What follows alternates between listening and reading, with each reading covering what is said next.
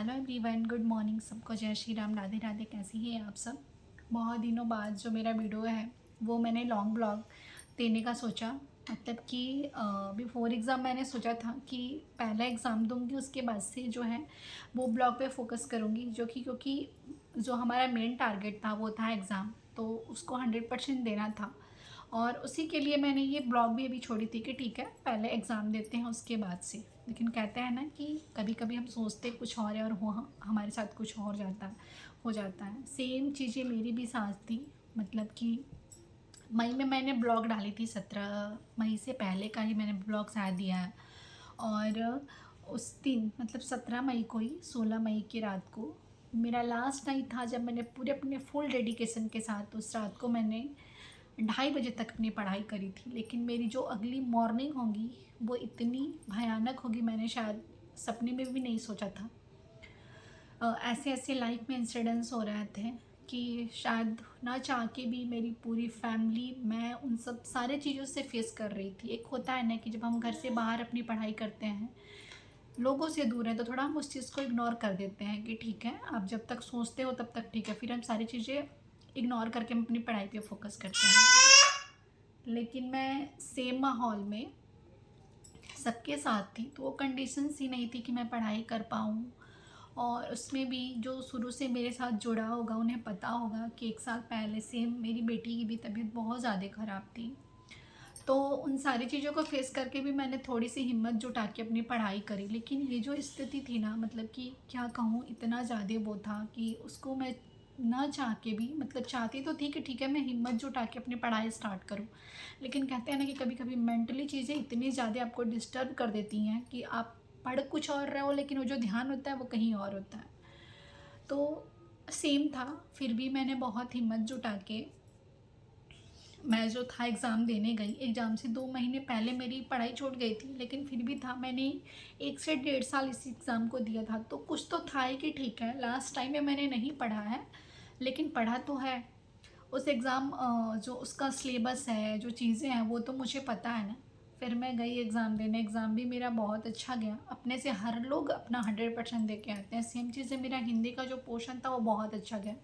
हिंदी में मैंने 53 अराउंड करी थी, और मेरे उसमें से बस एक क्वेश्चन गलत हो रहे हैं, वो भी मतलब कि थोड़े से मिस्टेक थे बस।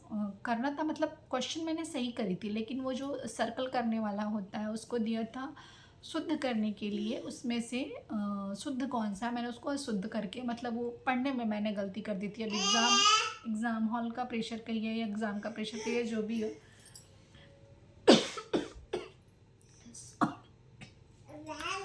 सेम चीज़ें थी।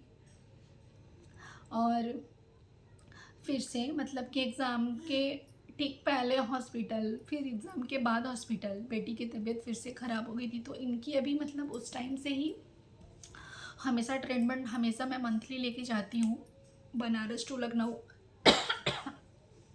सॉरी, क्या कहें, वो मेरे घर जैसा हो गया। जैसे लगता है कि घर से बाहर निकलो तो बनारस है, और थोड़े से 2 कदम और चलो तो लखनऊ। तो सेम सारी चीज़ें हैं, चीज़ें चली रही हैं। भगवान क्या चाहते हैं लाइफ में, क्या गिफ्ट देना चाहते हैं मुझे नहीं पता। फ़िलहाल इतने ज़्यादा सरप्राइज़ मिल गया है ना भगवान की तरफ से कि अब शायद अंदर हिम्मत ही नहीं है कि क्या करना है नहीं करना है।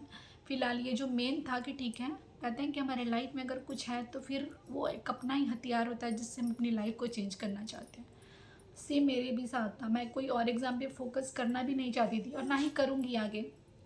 जो भी है आरओ है, मेरा ये है कि चलो ठीक है आप कोई एक टारगेट लेके चलो, और उस पर अगर अपना अपना 100% लगाते हो ना, तो उससे उसकी मिलने की जो चांसेस होती है वो बहुत ज़्यादा होती है।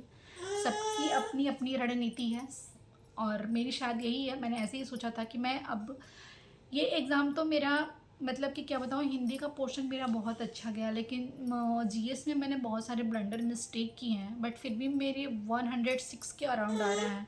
और मैं आती हूँ जनरल कैटेगरी से। मुझे नहीं लग रहा है कि इस टाइम मेरा होगा, क्योंकि ऑलरेडी जो बहुत सारे ऐसे लोग हैं जिसका मैंने यूट्यूब पे ही देखा, जिन्होंने 125 जनरल कैटेगरी से, EWS वाले, SC ST वाले 140, ऐसे ऐसे क्वेश्चन।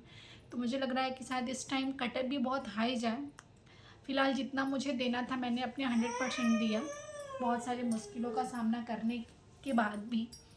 बाकी ऊपर भगवान की मर्ज़ी, भगवान क्या चाहते हैं जो भी हो, होगा तो ठीक ही है, नहीं होगा तो मैं फिर इसी एग्ज़ाम के लिए आगे लगूँगी, क्योंकि और मेरे पास कोई ऑप्शन नहीं है।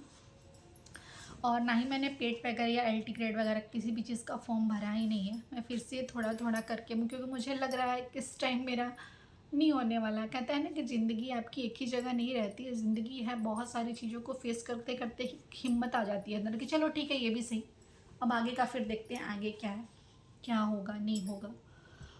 और फ़िलहाल आज के लिए इतना ही। वही बस मेरे मार्क्स थे जो मैं आप लोगों के साथ शेयर करना चाहती थी।